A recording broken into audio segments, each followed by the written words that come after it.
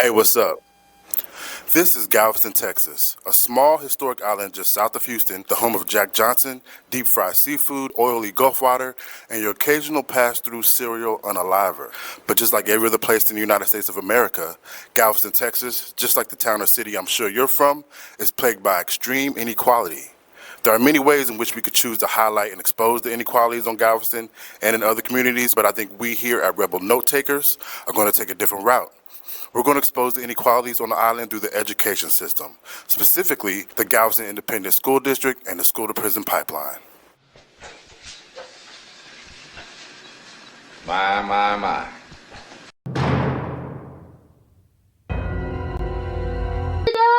I want Hands on! No! Don't put hands on! Please! Help me! Help me! Please! Help me! Let's go. Your grandmother come pick you up. The school-to-prison pipeline is a disturbing trend that funnels poor and minority students out of K-12 schools and into the juvenile and criminal justice system. The American Civil Liberties Union, or the ACLU, on their website continues. A disturbing national trend wherein youth are funneled out of public schools and into the juvenile and criminal legal systems. Many of these youth are black or brown, have disabilities or histories of poverty, abuse, or neglect, and would benefit greatly from additional support and resources. Instead, they're isolated, punished, and pushed out. But what does this mean materially?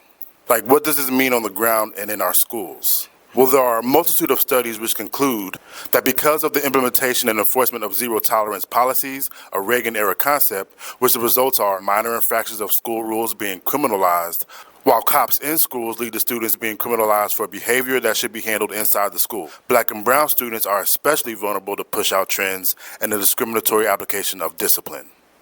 And according to the Department of Education Office for Civil Rights, nationally, black students are suspended and expelled at a rate 3 times greater than white students. Even more nationally, black students represent 16% of student enrollment, but they represent 27% of students referred to law enforcement and 31% of students subjected to a school-related arrest. In comparison, white students represent 51% of enrollment, 41% of students referred to law enforcement, and 39% of those arrested. Now, I know that some of those counter-arguments will undoubtedly suggest that those insanely disproportionate percentages are a result of black students just acting up and not caring about their own education. To that, I'll just respond by saying, man, sit your dumb ass down. lucky for us, 3 different unfinished people, much smarter dudes, decided to test to see if they could prove whether or not the school-to-prison pipeline actually existed, and if it did, who was affected by it the most.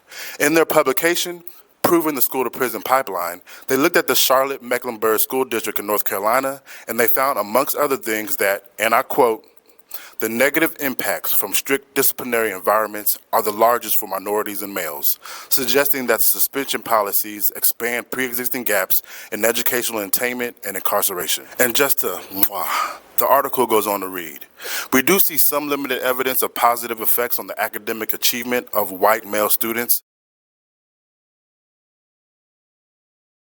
which highlights the potential to increase the achievement of some subgroups by removing disruptive peers.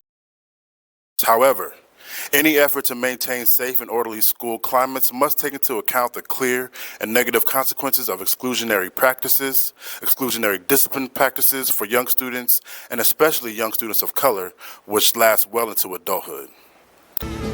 Message. Now, side note, did you know that when Trayvon Martin was unalived, he was actually serving a school suspension?